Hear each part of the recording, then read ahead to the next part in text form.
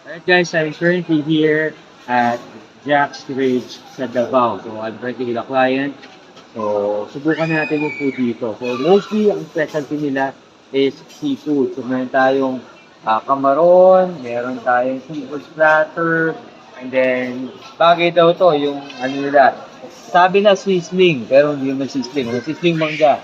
Subukan natin yan. So before I eat, tingnan natin. So, as again, ginagamit ko ngayon, okay. So, the new, sa phone siya.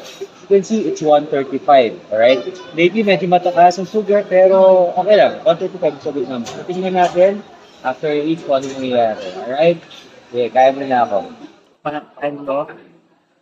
Pero, mas maganda yung view.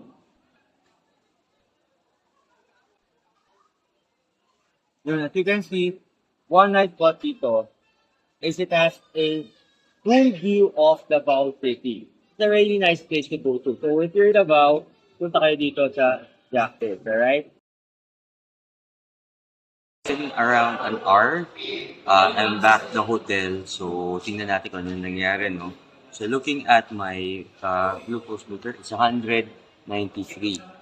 Okay, so, obviously, tumaas siya kasi bumaba ng konti.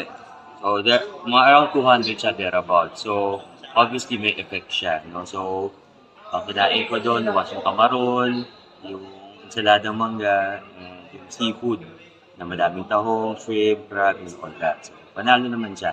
Alright, so that's it guys. See you next time.